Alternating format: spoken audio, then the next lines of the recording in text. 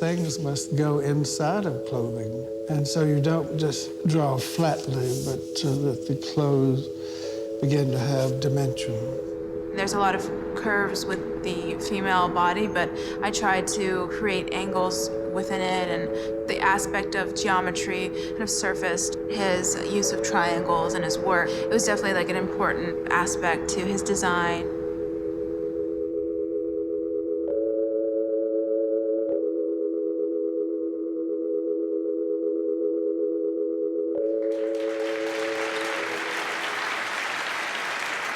It's my pleasure to present the Geoffrey Beene Lifetime Achievement Award to Miss Anna Spee.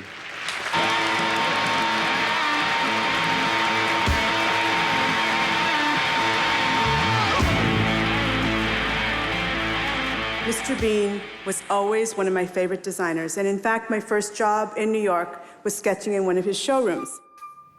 I think that this opportunity is like a once-in-a-lifetime sort of thing. No one ever gets to see the whole body of work. No one gets to look inside, like lift it up, look at how the seams were done, look at all the detailing of the stitches, and then to see the whole progress. Somebody developing their own signature and coming up with a certain touch for a seam or a hem and carrying it through their whole career. And I think that's what's extraordinary about this collection. It is definitely such a great privilege to go into the archives, look through the work and the timeline and the body of Geoffrey Beene's work. It's not like the Geoffrey Beene archives are like open to the public. It's really quite an honor to be able to go there.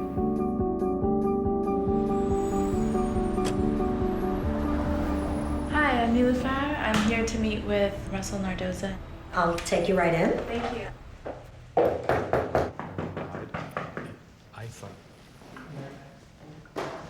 Hello. Niloufar? How are you doing? doing? How are you? Pleasure to meet you Pleasure to again. meet you as well. Yes, yes, of right. course. Congratulations Thank on you Monday so much. evening. And congratulations to you. Thank It's such a pleasure. Thank you. Good to see you. Good to see you too. Well, this is an exciting week Yeah, for it both of definitely you. is, It's yeah. wonderful.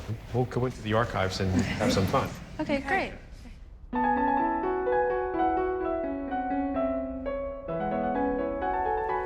Just a little bit of an explanation. This area was originally Mr. Beane's workroom. And there were, of course, Mr. Beane's head tailor and the seamstresses and the various tailors that worked here. There were about 25 of them. So tell us about this mannequin. It's so interesting. It really is, and it's a flight pattern. This is Mr. Beane's designs and how he would drape things before he would even cut into fabric. He would have sometimes just a paper copy of the fabric that he was trying, just to see how it would work on the form. You know? Geoffrey Beene's approach was more 360. He never assigned a particular fabric to a look in a sketch. He really wanted to understand how the fabric would move along the body, and so anatomy was really an important criteria when it came to his work. This one's an iconic one. Yes, it is. It has like a loft, but it's really airy. Yes, and that was one of my favorites. There are many. Is the jersey dress that is corded. It's in a kind of frosty pink wool jersey, which is a sweater weight jersey. It was done on a tubular loom, really shaped by Mr. Beane's cording technique. There are actually cords that are sewn in between the various channels that are on the shoulder, and it gives a particular form to that dress, which would not be able to be done with just the fabric. That was what Mr. Beene continually strived, to achieve. The clothes are so much lighter than they were in the 60s here, and then became almost airborne, in the 90s and 2000s. Weightlessness comes into it. How light can a fabric be? How easily does it fold without wrinkling? Does it have a stretch value? Does it work with the pace of movement in our society? I think when people are comfortable in clothes, it shows. Oh, he must have had so much fun. Oh, yes, it's really That's what I see when I look at his clothes, like how much fun he was having. No matter where I go in the world, and I have shown from Vienna to Berlin to Rome, whatever, when people see the football dress, they always smile. It's pure Americana to me, and they remain my favorite dresses. I think clothes need width sometimes. Look at that. Yeah, it looks like a... It's like perfection. Yes, but the way it scoops down and then it's all lace. Oh, and it's like an apron. Yes. Oh, wow. Look at that. Oh, that is amazing. This is an absolute significant example of his wit. An apron on a silk shantung along with lace for cocktails. It was a true Beaneism. Someone with an apron would not be going out with this cocktail dress. And what's this one? Oh, This is the tiger. Look at that. Yeah, it's got the tiger embroidery, which is really... That's so beautiful. And look at the military front and then the coloration. Yeah. Just incredible. The tiger jacket is a wonderful example of the circus collection, where it actually was the circus master's jacket. It has a bias tape trim, which is done in silk satin, wonderful Venetian glass buttons. It sort of takes on its own sculptural form around the neck. The circus collection is one of Mr. Beane's greatest. One of the examples is the purple jersey evening dress. I think it's one of Mr. Beane's triumphs. This is a great dress. Oh, look at that. And again, it's got that sense of humor Right. with the polka dots. Exactly. Yeah.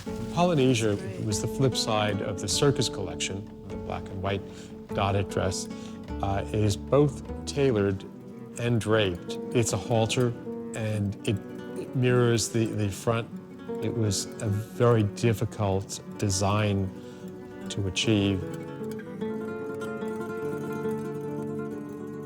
I have very few side seams. I find that I use seams that go from the back to the front or front to the back that embrace the body rather than bisect it.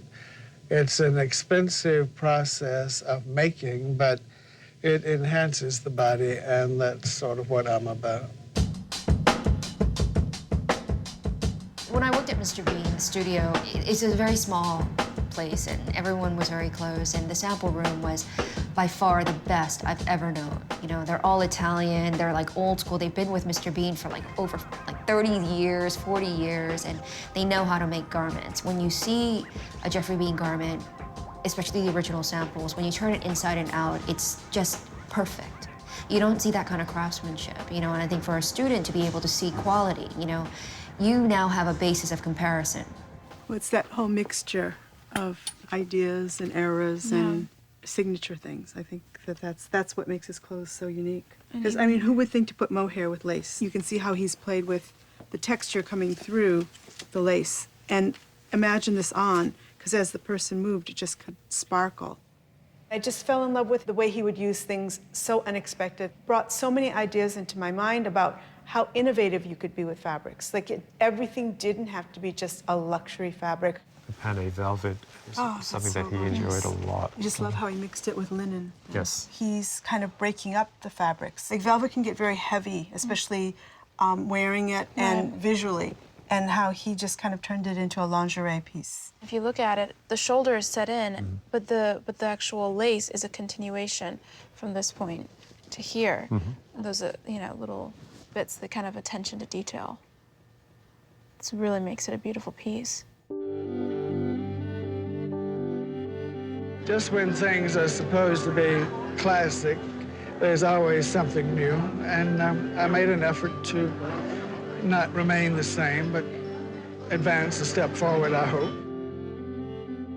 I think being a modern designer is simply keeping up with the times, being aware of it, and accommodating the society in which you live and work, and being just one step ahead of what their needs might be.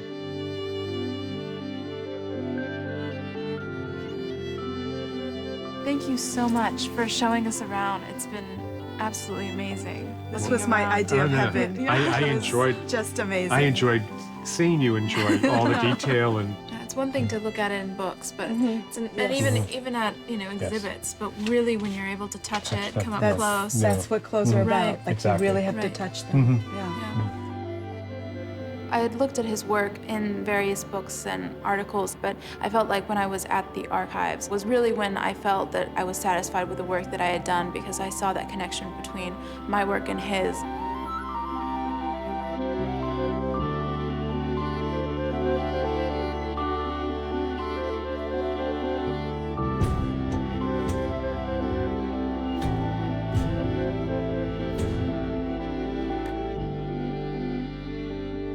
My impression of Niloufar is it's really very high. I think Mr. Beene would have been very pleased to judge Niloufar's work because of her design talent as well as her illustration ability. What I tell all students is that it's not going to happen overnight. You know, you look at the progression of how Mr. Beene's style has evolved. It took him almost 30 years to get to that point. Niloufar already knows that she wants to be here, and she obviously has a talent for it. It's just a matter of her having the perseverance for it and knowing that this is a long journey. That's what she has to take from this experience, that people have validated the fact that she's talented. Now, what are you going to do with this talent? You know, how do you see your vision kind of growing from it? And what are you going to contribute to the language of fashion? Once I graduate, I would like to work under someone else and kind of gain knowledge there and hopefully gain the respect of the industry, and maybe in years to come, be a creative director at a house or even, you know, start up my own line.